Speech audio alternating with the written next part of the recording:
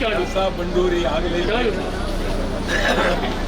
ಕಳಸಾ ಬಂಡೂರಿ ಆಗಲೇಬೇಕು, ಆಗಲೇಬೇಕು, ಕಳಸಾ ಬಂಡೂರಿ ಆಗಲೇಬೇಕು, ಆಗಲೇಬೇಕು, ಮಹದಾಯಿ ಆಗಲೇಬೇಕು, ಆಗಲೇಬೇಕು, ಕಳಸಾ ಬಂಡೂರಿ ಆಗಲೇಬೇಕು, ಆಗಲೇಬೇಕು, ಮಹದಾಯಿ ಆಗಲೇಬೇಕು, ಆಗಲೇಬೇಕು, ಗೋವಾಕ್ಕೆ ಧಿಕ್ಕಾರ, ಗೋವಾಕ್ಕೆ ಧಿಕ್ಕಾರ, ಧಿಕ್ಕಾರ, ಗೋವಾಕ್ಕೆ ಧಿಕ್ಕಾರ, ಧಿಕ್ಕಾರ, ಗೋವಾ ರಾಜ್ಯಕ್ಕೆ ಧಿಕ್ಕಾರ, ಧಿಕ್ಕಾರ, ಕೇಂದ್ರ ಸರ್ಕಾರಕ್ಕೆ ಧಿಕ್ಕಾರ, ಕೇಂದ್ರ ಸರ್ಕಾರಕ್ಕೆ ಧಿಕ್ಕಾರ, ಧಿಕ್ಕಾರ, ರಾಷ್ಟ್ರೀಯ ವನ್ಯ ಮಂಡಳಿಗೆ ಧಿಕ್ಕಾರ, ಧಿಕ್ಕಾರ, ರಾಷ್ಟ್ರೀಯ ವನ್ಯ ಮಂಡಳಿಗೆ ಧಿಕ್ಕಾರ, ಧಿಕ್ಕಾರ, ಜಾರಿಯಾಗಲಿ, ಜಾರಿಯಾಗಲಿ, ಜಾರಿಯಾಗಲಿ, ಜಾರಿಯಾಗಲಿ, ಜಾರಿಯಾಗಲಿ, ಜಾರಿಯಾಗಲಿ, ಜಾರಿಯಾಗಲಿ, ಜಾರಿಯಾಗಲಿ, ಜಾರಿಯಾಗಲಿ, ಗೋವಾ ಸರ್ಕಾರಕ್ಕೆ ಧಿಕ್ಕಾರ, ಧಿಕ್ಕಾರ, ಗೋವಾ ಸರ್ಕಾರಕ್ಕೆ ಧಿಕ್ಕಾರ, ಧಿಕ್ಕಾರ, ಕೇಂದ್ರ ಸರ್ಕಾರಕ್ಕೆ ಧಿಕ್ಕಾರ, ಧಿಕ್ಕಾರ, ಗೋವಾ ಸರ್ಕಾರಕ್ಕೆ ಧಿಕ್ಕಾರ, ಧಿಕ್ಕಾರ, ಕೇಂದ್ರ ಸರ್ಕಾರಕ್ಕೆ ಧಿಕ್ಕಾರ, ಧಿಕ್ಕಾರ, ಜಾರಿಯಾಗಲಿ, ಜಾರಿಯಾಗಲಿ, ಜಾರಿಯಾಗಲಿ, ಜಾರಿಯಾಗಲಿ, ಜಾರಿಯಾಗಲಿ,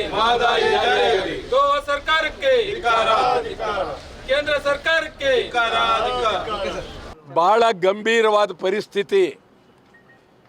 ಯಾರು ಇದನ್ನು ಅರ್ಥ ಮಾಡ್ಕೊಳ್ತಾ ಇಲ್ಲ. ಕರ್ನಾಟಕ ಸರ್ಕಾರ ಈ ಬಗ್ಗೆ ಗಂಭೀರವಾಗಿ ಚಿಂತನೆ ಮಾಡಬೇಕಾಗಿದೆ. ಉತ್ತರ ಕರ್ನಾಟಕ ಭಾಗದ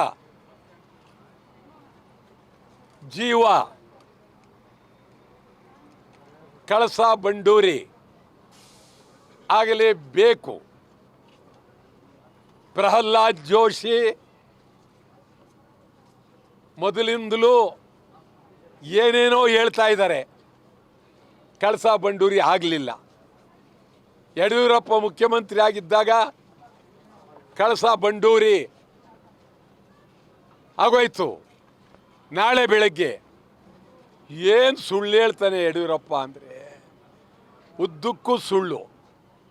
ಕರ್ನಾಟಕ ಸರ್ಕಾರ ಇದು ಕಾವೇರಿ ಮೇಲೆ ಇವರಿಗಿರುವ ಚಿಂತನೆ ಕಳಸಾ ಬಂಡೂರಿ ಮೇಲಿಲ್ಲ.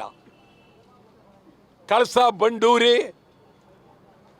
ಉತ್ತರ ಕರ್ನಾಟಕದ ಗಂಭೀರವಾದ ಪರಿಸ್ಥಿತಿ. ಇವತ್ತು ವನ್ಯಜೀವಿ ಮಂಡಳಿಯವರು ಕಳಸಾ ಬಂಡೂರಿಗೆ ಮಹದಾಯಿಗೆ ಅನುಮತಿ ನೀಡಲ್ಲ ಅಂತ ಹೇಳಿದ್ದಾರೆ. ಆದರೆ ಗೋವಾಕ್ಕೆ ವಿದ್ಯುತ್ ಶಕ್ತಿ ಸರಬರಾಜಿಗೆ ಅನುಮತಿ ಕೊಟ್ಟಿದ್ದಾರೆ. ಹುಲಿ ಸಂರಕ್ಷಣಾ ಪ್ರದೇಶದಲ್ಲಿ ಅನುಮತಿ ಗೋವಾಕ್ಕೆ ಕೊಟ್ಟಿದ್ದಾರೆ, ಕರ್ನಾಟಕಕ್ಕೆ ಕೊಟ್ಟಿಲ್ಲ. ನಾನು ಪ್ರಹ್ಲಾದ್ ಜೋಶಿ ಅವರಿಗೆ, ಈಗ ನೀವೇ ಇರೋದು ಕೇಂದ್ರದ ನಮ್ಮ ರಾಜ್ಯದ ಮಂತ್ರಿ ಮತ್ತು ನಮ್ಮ ರಾಜ್ಯದಿಂದ ಗೆದ್ದಿರ್ತಕ್ಕಂಥ ತಮಿಳು ಹಣಕಾಸಿನ ಸಚಿವರು ನಿರ್ಮಲಾ ಸೀತಾರಾಮನ್ ಮತ್ತು ಇನ್ನೂ ಅನೇಕರು ಲೋಕಸಭಾ ಸದಸ್ಯರು, ನಿಮಗಿದು ಸವಾಲಾಗಿದೆ. ಹೇಳಿ ಪ್ರಧಾನಮಂತ್ರಿಯವರಿಗೆ ಕೂಡಲೇ ಅನುಮತಿ ಕೊಡಿ ಅಂತೇಳಿ. ಕೊಡಲಿಲ್ಲ ಅಂತ ಹೇಳಿದ್ರೆ ತೀವ್ರವಾಗಿ ಹೋರಾಟ ಮಾಡ್ತೀವಿ, ಭಾಳ ಗಂಭೀರವಾಗಿ ಹೋರಾಟ ಮಾಡ್ತೀವಿ. ಮಹದಾಯಿ ಆಗಲೇಬೇಕು, ಕಳಸಾ ಬಂಡೂರಿ ಆಗಲೇಬೇಕು.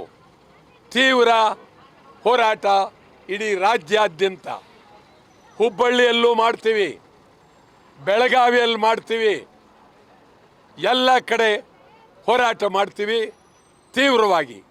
ಆ ದೃಷ್ಟಿಯಿಂದ ಇವತ್ತು ಪ್ರತಿಭಟನೆಯನ್ನು ಮಾಡ್ತಾ ಇದ್ದೇವೆ. ಇವತ್ತು ಗಂಭೀರವಾಗಿ ಪ್ರತಿಭಟನೆಯನ್ನು ಮಾಡ್ತಾ ಇದ್ದೀವಿ. ಗ್ಯಾರಂಟಿ ನ್ಯೂಸ್ ಸುದ್ದಿ ಖಚಿತ, ನ್ಯಾಯ ನಿಶ್ಚಿತ.